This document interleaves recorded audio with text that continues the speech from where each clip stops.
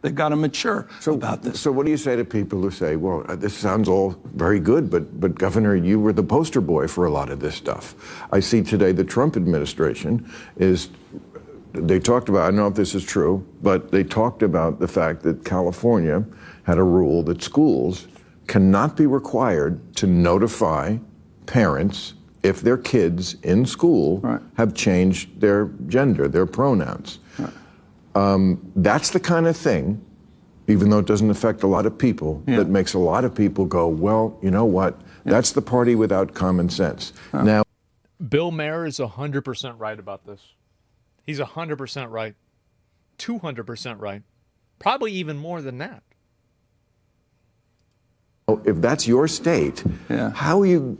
Well, I just disagree with that. I mean, the law was you would be fired. A teacher would be fired if a teacher did not report or snitch on a kid talking about their gender identity. I just think that was wrong. I think teachers should teach. I don't think they should be required to turn in kids. And by the way, we're talking about their parents. How can you snitch? The idea of you're snitching on the kid. You're turning in the kid. Snitch and a parent, to me, doesn't compete. Well, I don't. But what is the job of a teacher? It's to teach. If Johnny's talking about it's to raise kids. Like, I'm gonna be honest. Like, you with a kid for fucking 8 hours a day. Your job is to raise that fucking kid. It's not just to teach the kid. That's the way it is.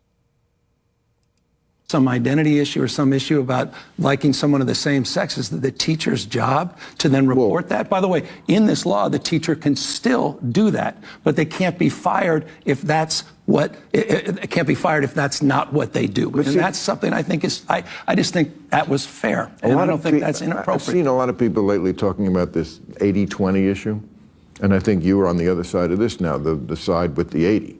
80 being 80% of the people in this country. Again, this is the issue of should biologically born men be able to compete in women's sports? That's tough. And, you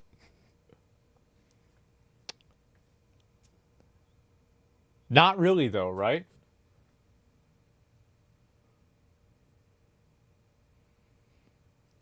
Like, I mean, but not really? I mean, I don't know about that. Men be able to compete in women's sports. That's tough. And, I saw the polling here in California. They think you're a traitor for saying this. Yeah. When those kind of people call you a traitor, there's a word for that, electable. If the Democrats, and 80% of the people are with you on this now. If the Democrats can't get with 80, how are they going to do something when it's a 51-49? No, look, I get it. And that's, look, and the other side weaponizes these issues. They dehumanize, they attack, they demean, and they've weaponized this issue extraordinarily well. They have. They absolutely have. He's right. But they wouldn't be able to weaponize it if you just be reasonable. That said, on the fundamental question, is it fair? And I can give you example after example. Just in my home state, there was someone that won a triple jump by 8 feet. Right. All right. It's just, but it's it's serious. And we had two people in the state champion. This broke my heart. 2 years ago, I'll never forget it. 18 months ago, we had two extraordinary athletes that got into the state finals. Trans athletes got in the state finals. The backlash was so bad they didn't even compete, and the other two people that were kicked out weren't able to compete. It was fundamentally unfair. We haven't been able to figure that out. So you can't figure that out.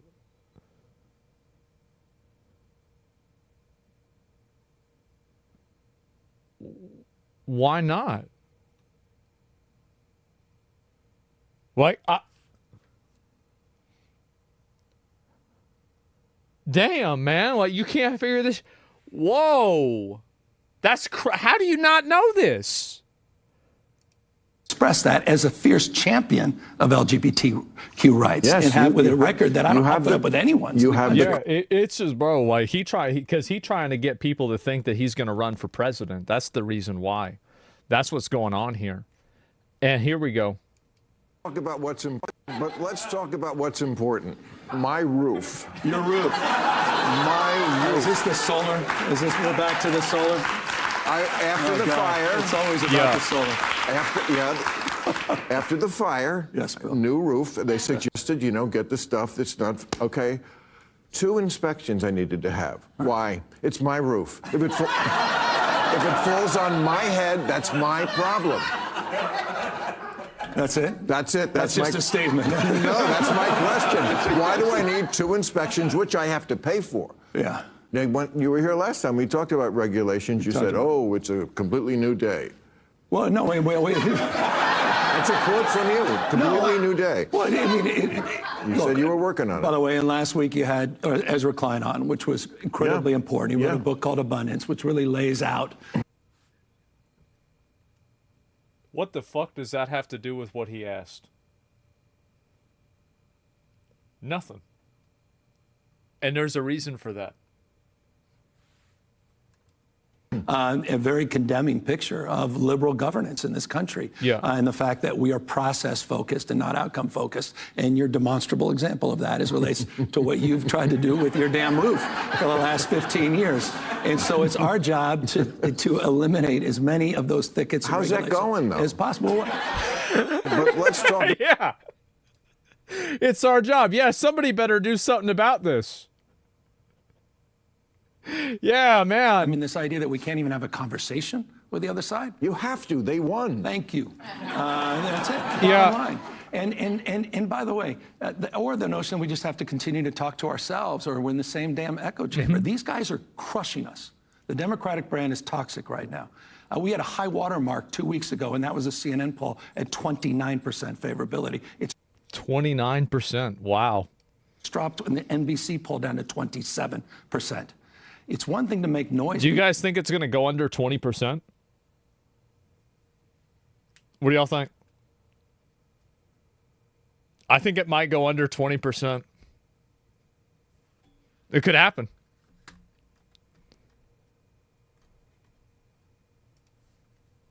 We also have to make sense. And I think with this podcast and having the opportunity to dialogue with people I disagree with, it's an opportunity to try to find common ground and not take cheap shots. I'm not looking to put a spoke in the wheel of their, or at least a crowbar in the spokes of their wheel to trip them up, to your point. And I think it's important. Democrats, we tend to be a little more judgmental than we should be. This notion of cancel culture, you've been living it. You've been on the receiving end of it for years and years and years. That's real. And Democrats need to own up to that. They've got to mature about this. So what do you say to people who say, well, this sounds all very good, but right. Governor, you were the poster boy for a lot of this stuff. I see today the Trump administration they talked about, I don't know if this is true, but we just saw this, so we can move on. Given that we are in this dire situation, I feel like we don't have time anymore for the old bullshit. You know, the old, are you running for president? Well, there's an exploratory committee and I'm looking at it. I'm happy with my job as governor. I mean, your future is not in California. Your future is in Iowa. Let's dispense with the bullshit. We need someone who's going to be the champion. Are you going to do it or not? Just come on. He's not going to win if he tries to run for president. Because he's roached out on too many groups of these people, and there's too many of these crazy fucks that are in his party, and they're never going to vote for him. And then no moderate people are going to vote for him because he looks like, whenever people say that there's like reptilian overlords that run the country, well, they're thinking about him. They are. They're thinking, this guy looks like he's like, if they ever make American Psycho 2, this guy's going to be the main character. It's not going to happen. Looks like Gordon Gekko. We don't have time for the bullshit. No, by the way, I deeply respect that. I can't stand the bullshit as well. And I mean that. So look, but this is not my purpose or passion. It's not my meaning. It's not everything. The cynicism that's out there, that every move he's making is some move to some longer term strategy or short term strategy. No, just that you're a guy who could do it, who could get it done, who could win. I don't think so. deeply respect that. I respect the question. Yeah. But I don't have any grand plans as it respects to that. I'm trying to do best I can. I'm also trying to be accountable. By the way, you want things to change, you got to change. And that's what the podcast is about. That's my recognition of where we're weak. He tried to push the podcast, get everybody to watch the podcast. Not one person ever in my office has ever used the word Latinx. So can we finally put that to bed? Yeah, we agree? where did that even... It's crazy. It really is crazy. This dude is wilding out. And I don't even know what to say. And this guy gives me Trudeau vibes. I mean, I don't know about that, but yeah, it's funny for me to see this because he is trying so hard to get people to like him. And I don't think it's going to work at all. It's not working. It's not going anywhere. And I think, honestly, all he's doing is alienating more people. That's it.